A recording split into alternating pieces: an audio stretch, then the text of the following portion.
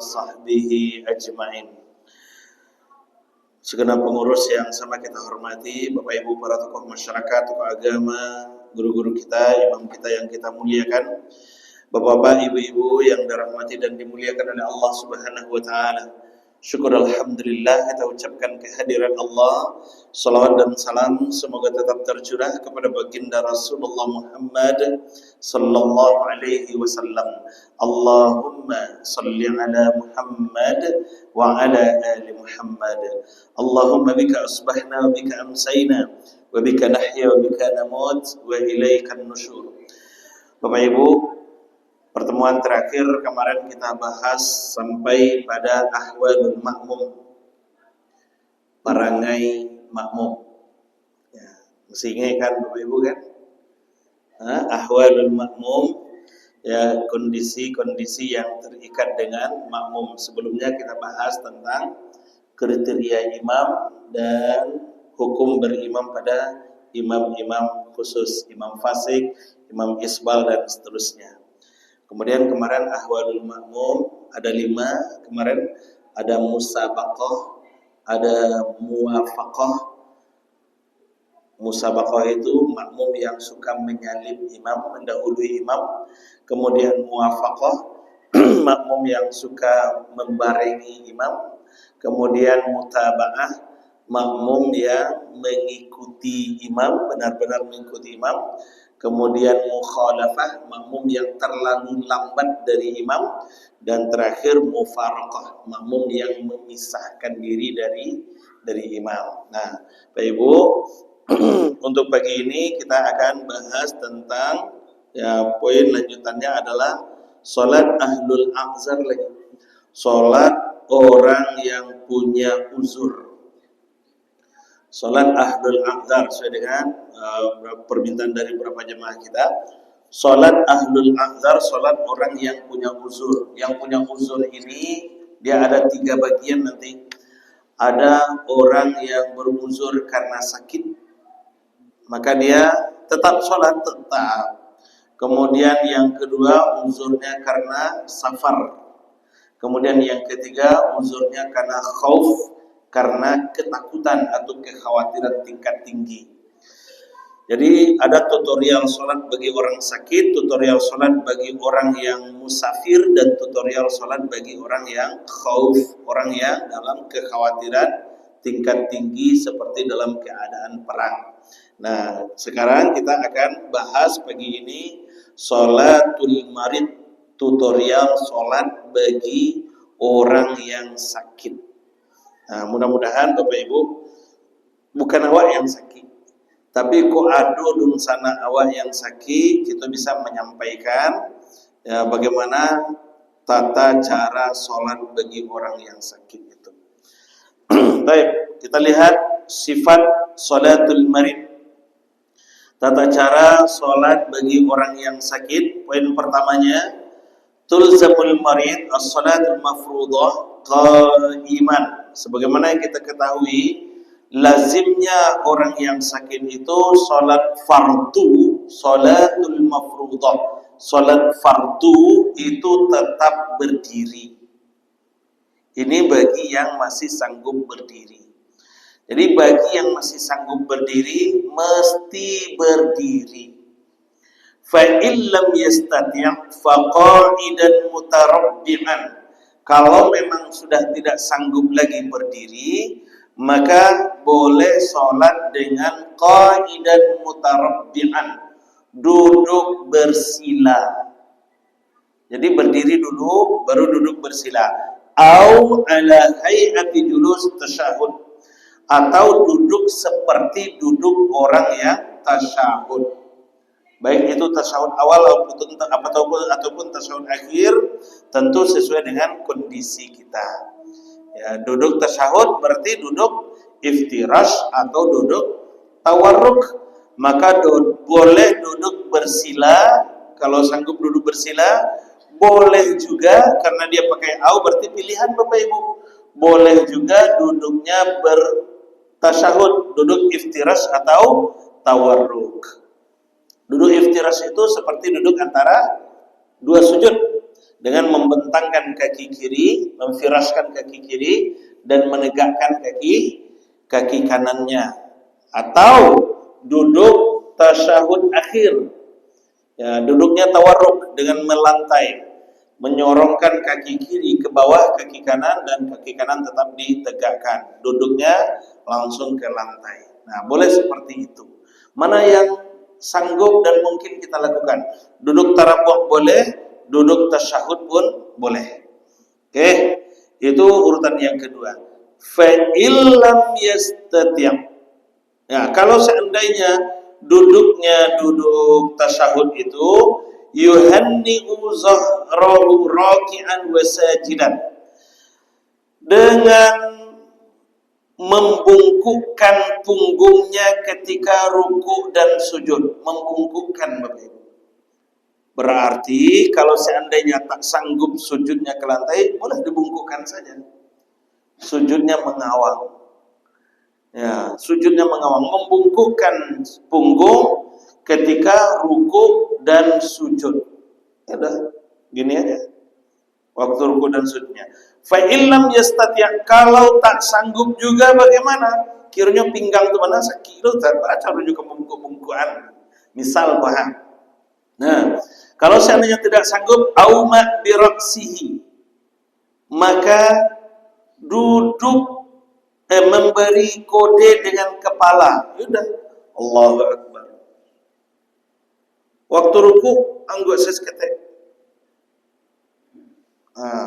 Kode kepala aja. Kalau seandainya pinggang sakit, boleh itu, boleh. Itu aturannya. Oke. Kalau seandainya tidak sanggup juga, fa illam yastati' al-julus, kalau seandainya tidak sanggup juga duduk, fa ala janbihil aiman. Urutan berikutnya adalah berbaring ke arah kanan. Dan ini tidak langsung telentang Bapak Ibu.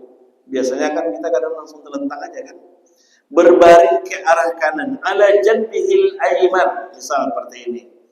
Yang berdiri, seandainya tidak sanggup, berdiri duduk. Seandainya tidak sanggup juga duduk, berbaringnya ke kanan. Ini arah kiblat ke sini. Maka berbaringnya ke sini. Nah, ini aturannya dulu. Berbaring ke arah kanan. Wa wajhihi ilal qiblah, dengan wajah dihadapkan ke arah kanan, berarti miring. Miring bantu orang di liang lahat dalam kuburan. Terbayang Bapak Ibu kan? Ya, miringnya ke kanan, lalu kemudian wajahnya dihadapkan ke arah kiblat, bantu dalam liang lahat itu. Nah, kalau seandainya itu tidak memungkinkan juga, tangan kanan, kaki kanan nyulo dan kanan yusad ba'acar nyulai, maka fa in syaqqa alaihi alal aisar. Maka kalau seandainya tak sanggup juga ke kanan, maka miringnya ke arah kiri dengan wajah tetap menghadap ke kiblat. Itu urutannya. Jadi berdiri, tidak sanggup berdiri, duduknya itu dengan membungkukkan punggung waktu rukuk dan sujud, atau memberi kode dengan kepala. Seandainya tidak sanggup, boleh berbaring ke kanan. Kalau tidak mungkinkan juga berbaring ke kiri. Kalau seandainya tidak sanggup juga bagaimana Ustaz?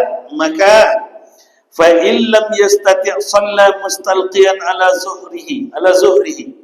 Kalau seandainya tak sanggup juga, maka mustalqiyan, terlentang di atas punggungnya, warijlahu ilal qiblah. Kalau seandainya terlentang itu kaki yang dihadapkan ke kiblat, berarti kepalanya ke sini. Nah, kakinya yang ke arah kiblat. Paham Bapak Ibu? Ya, gitu urutannya. Jadi berdiri, seandainya sanggup berdiri duduk, tidak mungkin pula duduk berbaring ke kanan, tidak mungkin ke kanan ke kiri. Kalau tidak mungkin juga terlentang dengan kaki yang dihadapkan ke arah kiblat. Warijlahu ilal qiblah. Itu kalau memungkinkan. Awak sakit di rumah sakit, tidak mungkin awak putar-putar bed rumah sakit itu kan. Baca caranya lain. Maka itu kan intayasar, kalau memungkinkan, kalau memudahkan. Wa illa, kalau seandainya tidak memungkinkan, shalla ala hasbi hali, salatlah sesuai dengan kondisinya. Baru pilihan terakhirnya salat sesuai dengan kondisi. Jadi tidak langsung kalau tagak amur dua selai itu lalu selai, tidak. Ya, sholat sesuai dengan kondisinya. Jadi ada aturannya Bapak Ibu, dan itu tentu memudahkan kita. Islam itu tidak sulit, asalkan jangan dimudah-mudahkan saja. Itu dia.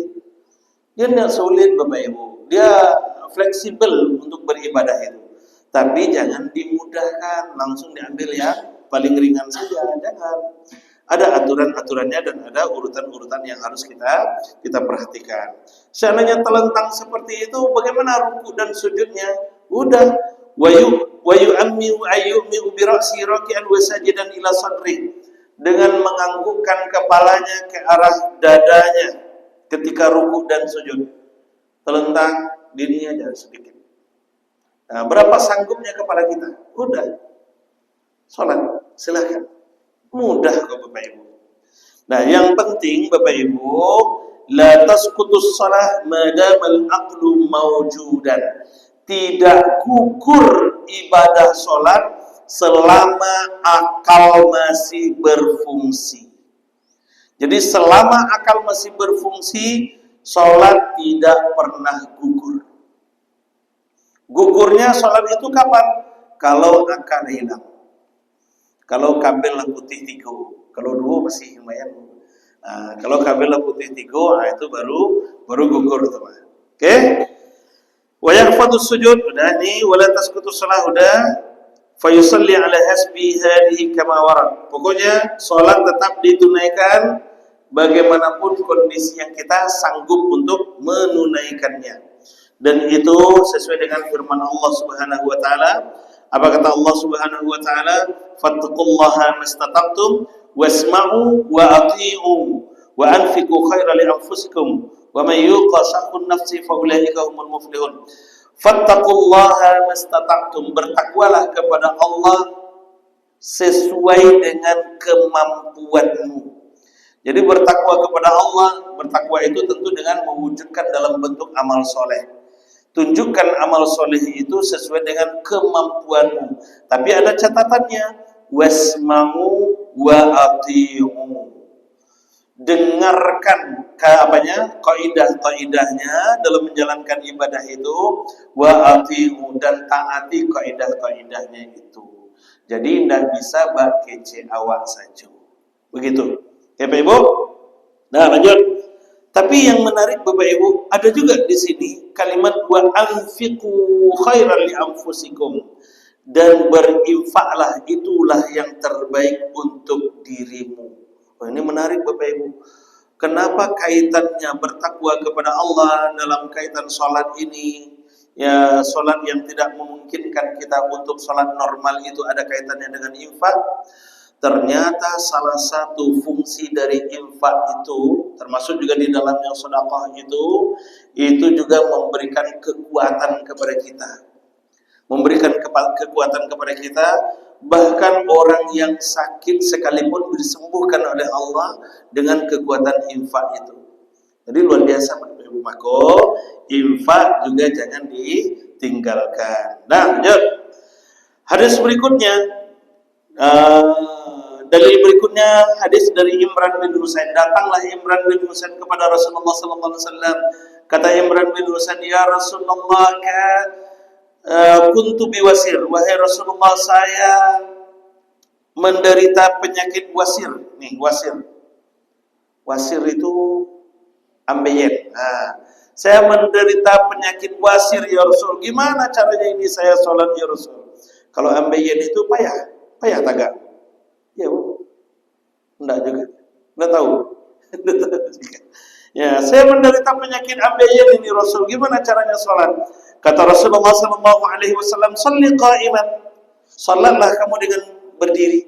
Fa in lam tastati' fa qa'idan. Kalau tak sanggup kamu salat berdiri maka duduklah.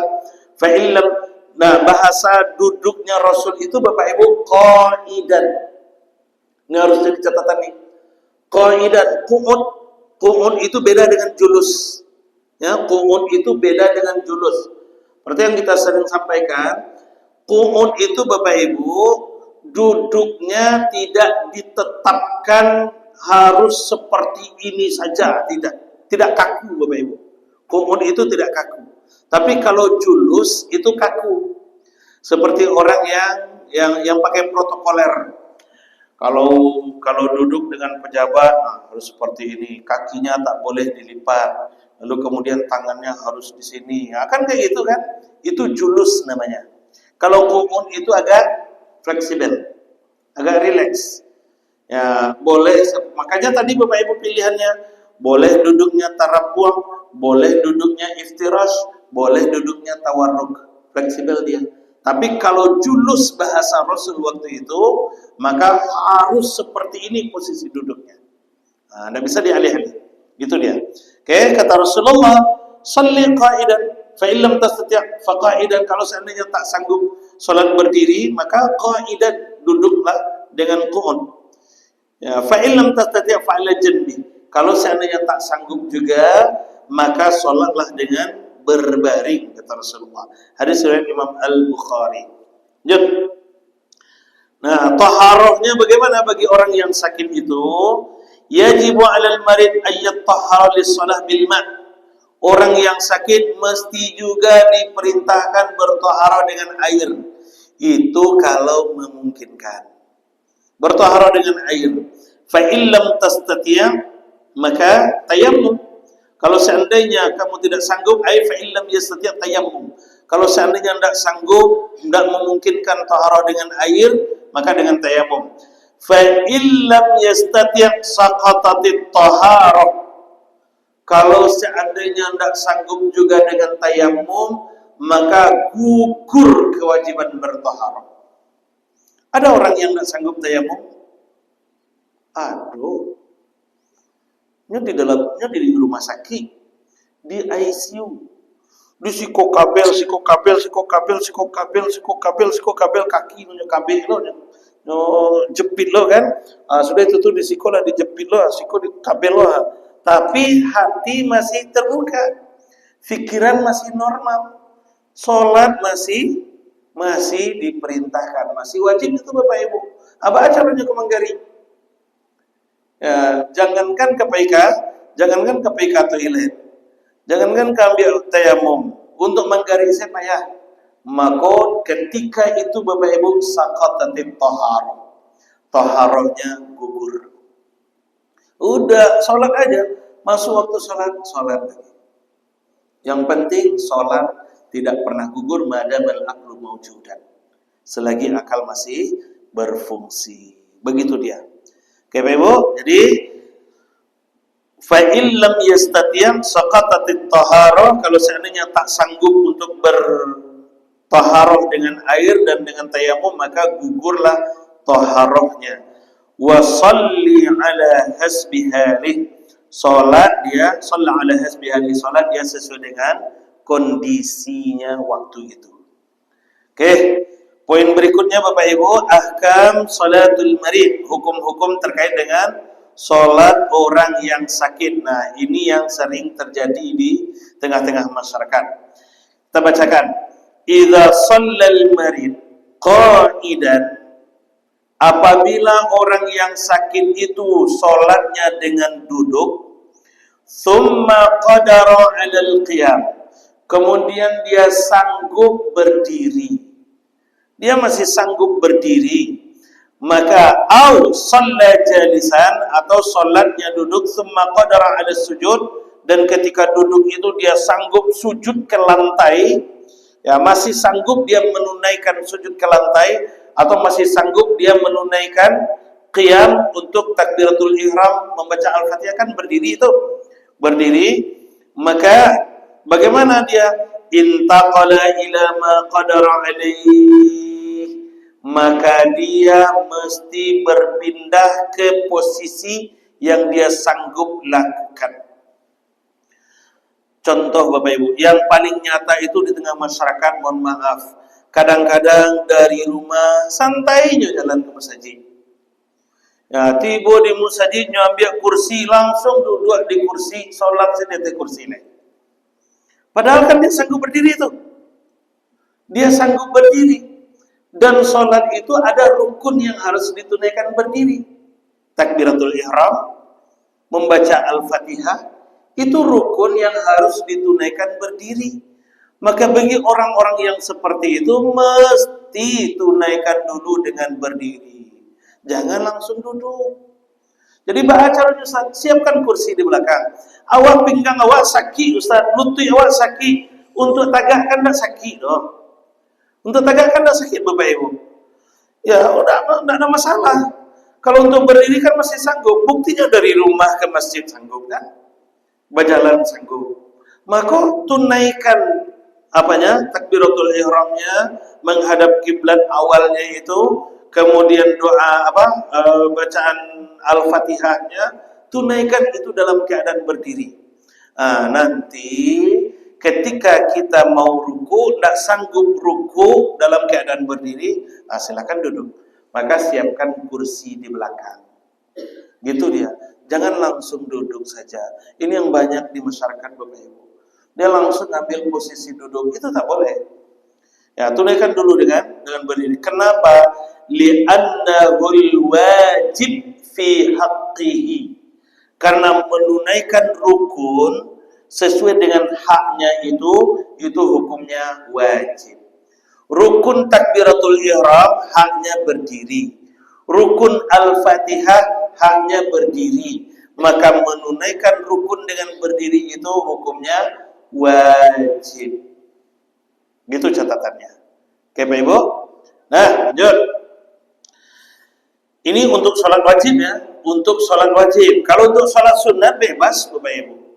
Kalau untuk sholat sunat bebas. Awak yang sehat-sehat bentuk gini, malih awak sholat tagak, boleh langsung duduk, boleh Bapak Ibu. Mau pakai kursi, mau duduk di lantai, boleh, silakan. Bagi sholat sunat. Ya, kalau untuk sholat sunat, cuman apa cumannya? Pahalanya diskon. Jadi yang sanggup berdiri lalu kemudian memilih untuk duduk, maka pahalanya diskon separuh dari orang yang sholat berdiri. Misal Pak, ambo taluk sholat tagak, tapi ambo memilih sholat sunatnya duduk, maka falahu ajrun ka ajri falahu nisfu ajril qa'im. Bima makna? Maka dia akan mendapatkan pahala separuh dari orang yang sholat berdiri. Separuh pahala. Bahkan Bapak Ibu, malih awak sholat duduk misalnya langsung berbaring, boleh Ustaz? Boleh. Misal Bapak Ibu, awak tahajud tengah malam bangun, awak pergi ke toilet, tahajud lah mau sayang, berwudu awak, kalau selesai berwudu, panik mau malih mau sholat tagak mah duduk salah, atau malih sholat duduk berbaring salah. Udah silakan berbaring. Berbaringlah Bapak Ibu. Hadapkan kakinya ke wajah ke kiblat, lalu kemudian kok diputar sampai tidur awak tu putar. Dah berbaring di tempat tidur awak tu boleh tu Ustaz, boleh. Yang penting suci kan? Yang penting tempat tidurnya suci. Dah hadapkan kakinya ke arah kiblat, sholat dalam keadaan telentang itu. Cuman kalau sholatnya berbaring telentang, tentu pahalanya kurang lagi, separuh dari sholat orang yang duduk. Jadi kalau orang yang sanggup berdiri lalu kemudian sholat duduk dia, maka pahalanya diskon 50%. Itu dia. Kalau seandainya dia memilih sholat berbaring, maka pahalanya didiskon lagi separuh dari orang yang sholat duduk, tinggal 25% lagi. Lama. Ya, jadi 8 rakaat awak tahajud dengan telentang setara dengan 2 rakaat orang yang tahajud dengan berdiri. Nah, gitu dia. Paham Bapak Ibu kan? Nah, itu untuk yang sholat sunnah. Tapi sholat wajib, menunaikan rukun itu wajib sesuai dengan haknya. Lanjut. yajuzu lil marid ayyusalliya mustalqiyan ma'al qudrah 'alal qiyam limudawatin biqauli tabibin thiqah. Boleh bagi orang yang sholat telentang. Boleh bagi orang yang sholat telentang. Walaupun dia sanggup berdiri. Ini sholat wajib Bapak Ibu. Dia sanggup berdiri tapi boleh sholat telentang. Telentang itu kan udah pilihan terakhir tadi tuh. Ya kan, duduk, habis itu berbaring ke kanan dan ke kiri kan. Habis itu telentang. Telentang itu kan pilihan terakhir tuh. Boleh orang yang sholat telentang itu walaupun dia sanggup berdiri. Kapan itu dibolehkan? Limudawati biqauli tabibin thiqah. Kalau ada rekomendasi dari dokter terpercaya. Jadi kalau seandainya disuruh dokter sholatnya telentang, sholatnya berbaring, udah berbaring aja. Gitu. Boleh itu? Boleh. Yang sanggup tagak Ustaz, tidak ada masalah. Yang penting rekomendasi dari dokter dapat. Rekomendasi itu tertulis juga Ustaz. Nah, kalau disuruh saja dokter dari kaulnya sudah cukup. Misal awak masih dalam perawatan dokter Bapak Ibu. Misal vertigo, yang sering menjadi masalah itu kan vertigo kan. Kita vertigo. Vertigo itu kan sekejap cuman. Ya, datang vertigo itu berputar dah, kalam sadanya, habis itu keluar keringat dingin, habis itu sasak buang air, ada selesai itu mah. Hilang vertigonya itu kan. Ya, kadang-kadang Bapak Ibu kalau muncul vertigonya itu bentuk orang mati. Tapi kalau lah hilang vertigonya ini bentuk orang sehat sekali. Ya, kamu tahu benar Bapak Ibu karena istrimu vertigo. Nah, 5 tahun istrimu vertigo Bapak Ibu. Alhamdulillah sehat. Ya, bahkan mohon maaf Bapak Ibu, saya mau sampaikan, saking baharinya vertigonya Bapak Ibu sampai memang bentuk orang mati. Ya, ketika datang vertigonya tuh kalau harus ada pegangan Bapak Ibu. Kalau enggak ada pegangan tuh kalam sadunya tuh. Habis sadunya tuh. Sampai-sampai mau berpikir seandainya pendek umur istri yang mau Asia yang kemarawat anak mau besok nih. Itu pikiran aku. Bukan mencari ganti ya. Bukan mencari ganti. Mencari orang yang kemarawat anak kamu. Ya, bukan mencari ganti Ibu. Ya, itu beda ya, beda. Oke Bapak Ibu, jadi misal Pak, awak vertigo. Dalam merawatan dokter, awak merasa badan awak lah sehat. Kata dokter, Bapak Bu sehat. Oh Allah Pak dokter. Bisa rasunya gua Bu taluk sholat tagak mah. Kato awak ke dokter kan. Kata dokter, Pak Bu, ambo sarankan bagusnya ibu sholat duduk aja lah duduk. Maka sholat duduk. Pak Bu, ambo sarankan Bapak Ibu sholatnya berbaring aja dulu. Maka sholat berbaring. Boleh itu? Boleh. Walaupun badan awak rasanya kalau sholat tagak. Ini sholat wajib Bapak Ibu. Tapi tadi wajib menunaikan haknya itu. Kalau dengan rekomendasi dokter, maka boleh. Kenapa boleh? Karena dokter itu lebih paham kondisi kita. Begitu. Oke, lanjut. Sedikit lagi. In qadara marid, ini sudah. Wa man lam yastati' as-sujud 'alal ardi, siapa yang tidak mampu sujud di ke lantai, man lam yastati' as-sujud 'alal ardi, siapa yang tidak sanggup sujud ke lantai, yarka wa yasjud wa huwa jalis, maka silakan dia ruku dan sujudnya dalam keadaan duduk. Yaj'alu sujudah akhfat min ruku'ihi, memposisikan sujudnya lebih dalam dari rukunya. Sujud lebih dalam dari rukunya.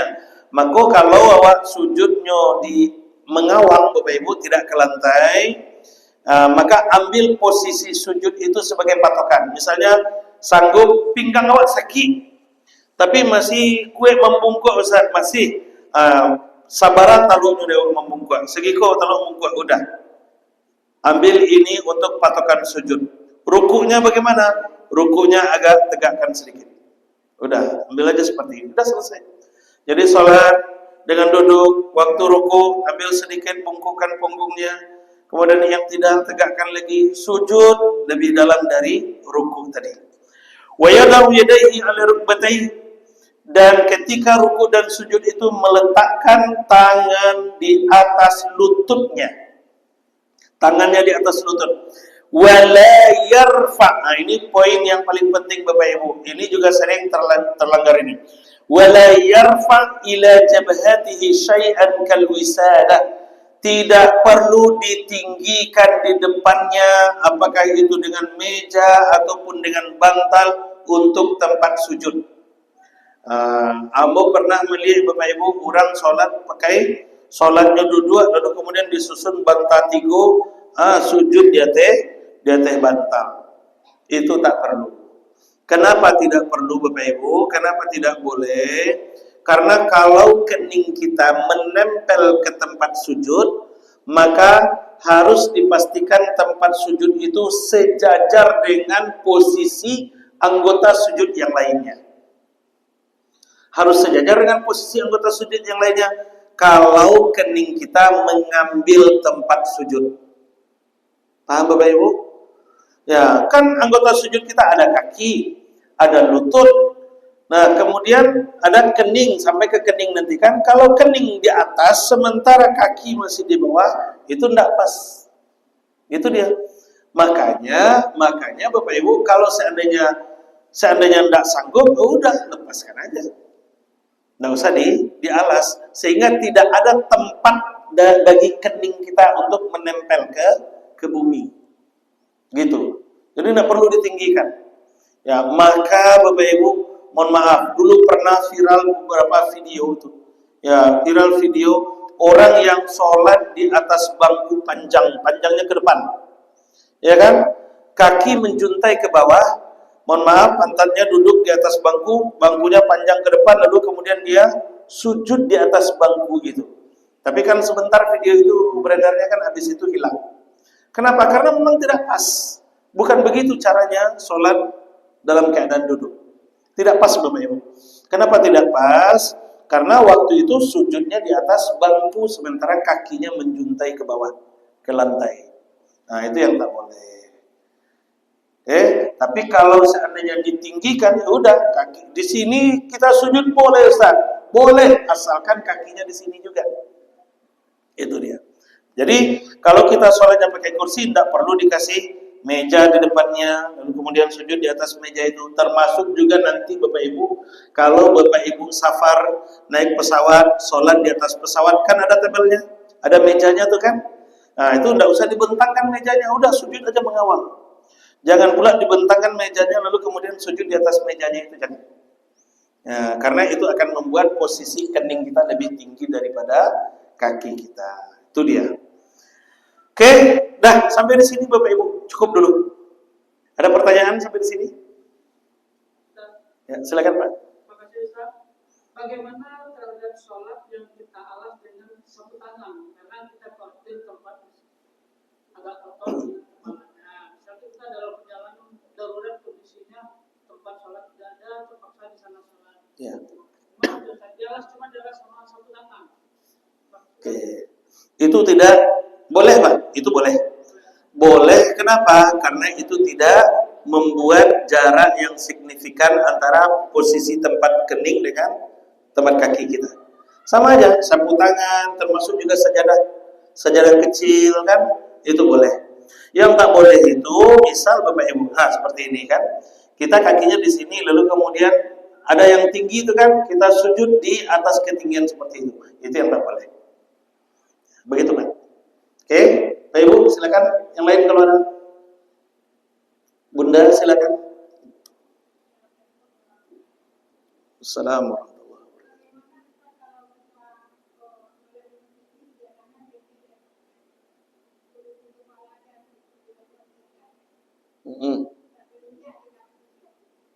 Itu tadi. Boleh, sama. Ya, boleh, Bun. Kenapa? Karena sajadah itu kan tipis. Sajadahnya tipis kan? Tipis kan Bunda kan? Sajadahnya kan tipis. Itu boleh.